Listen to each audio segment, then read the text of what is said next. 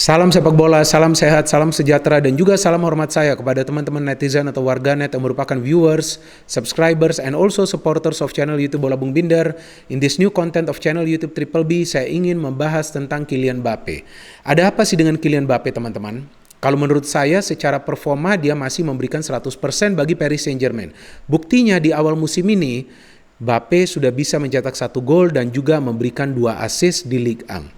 But the problem is Mbappe tidak ingin perpanjang kontraknya dengan Paris Saint-Germain yang akan berakhir tahun depan.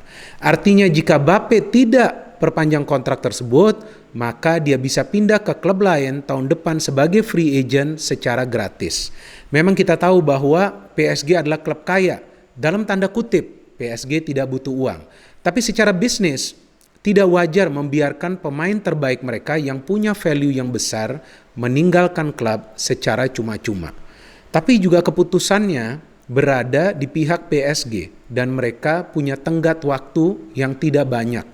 Artinya mereka perlu memutuskan apakah menjual Kylian Mbappe di bursa transfer musim panas ini atau tetap menahannya dan nantinya membiarkannya dia pergi sebagai free agent. Atau juga memberikan terus-menerus penawaran perpanjangan kontrak kepada Kylian Mbappe. Padahal yang saya baca nih beritanya, sudah 3 kali loh proposal perpanjangan kontrak dari PSG ditolak oleh Kylian Mbappe. Artinya mindset Kylian Mbappe ini sudah fix, dia ingin pindah klub tahun depan. Memang sebelumnya yang kita baca beritanya adalah sekedar rumor ya teman-teman, bahwa Mbappe kemungkinan akan ke Madrid, bahwa Mbappe bisa juga ke Liga Inggris antara ke Liverpool atau Manchester City.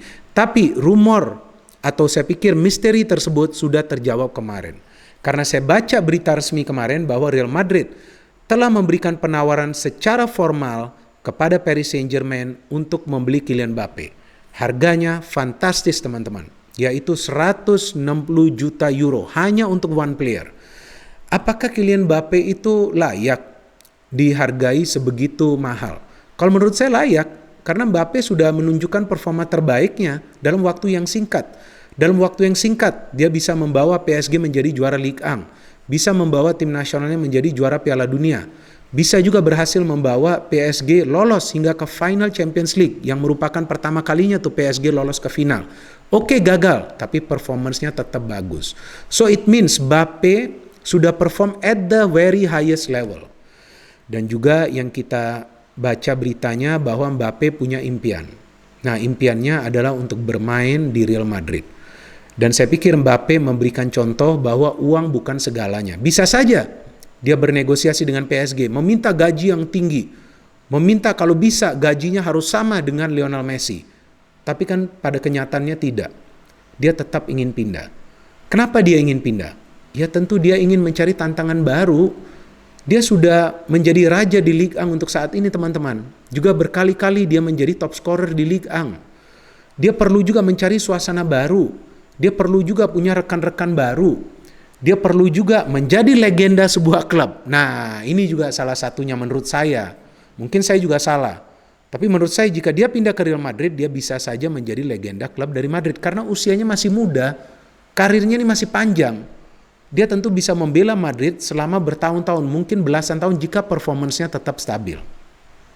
Dan juga ini adalah momen yang pas bagi Mbappe untuk pindah ke Real Madrid. Mumpung Madrid membutuhkan Mbappe teman-teman. Yang saya ikutin beritanya tentang Mbappe bahwa seharusnya Mbappe itu pindah ke Real Madrid sebelum dia akhirnya pindah dari Monaco ke Paris Saint-Germain. Tapi pada saat itu Real Madrid tidak punya tempat bagi Mbappe karena Madrid masih mengandalkan trio BBC, Benzema, Bale, dan juga Cristiano. But now, Gareth Bale yang usianya sudah tidak muda lagi, yang juga kita tahu sering cedera. And now Hazard yang kita tahu juga belum menemukan performa terbaiknya. And now Benzema yang menjadi andalan utama dari Real Madrid membutuhkan support. Maka inilah momen yang pas bagi Mbappe untuk gabung ke Madrid dan menjadi bagian dari klub raksasa tersebut. Memang tidak mudah sih bagi seorang pemain untuk pindah ke Real Madrid.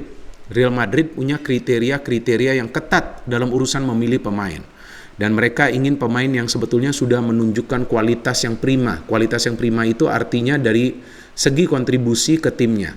Mbappe sudah melakukan itu untuk tim nasional Prancis dan juga untuk Paris Saint-Germain dan sebelumnya untuk Monaco. Jadi dengan masuknya Mbappe, dia juga bisa memberikan support kepada Benzema yang masih diandalkan sebagai goal getter. Dan uniknya nih, bahwa sebelum Madrid memberikan penawaran resmi kepada Paris Saint-Germain, banyak juga berita yang beredar di sosial media dan juga di media elektronik bahwa Real Madrid sedang kesulitan dari segi keuangan mereka. Nah, saya berkali-kali di konten channel YouTube Triple B selalu menegaskan bahwa Real Madrid itu sedang berhemat. Kenapa mereka berhemat? Karena mereka memerlukan dana yang mereka dapatkan untuk merenovasi Stadion Bernabeu. Dan juga mereka perlu menjual beberapa pemain yang mereka tidak butuhkan untuk juga meringankan beban pengeluaran gaji dari klub. Jadi Florentino Perez ini sudah menyiapkan skenario untuk membeli Mbappe itu dari musim lalu. Karena musim lalu Madrid tidak membeli pemain, tapi Madrid menjual banyak pemain, Madrid meminjamkan banyak pemain mereka. Sama juga seperti di musim ini.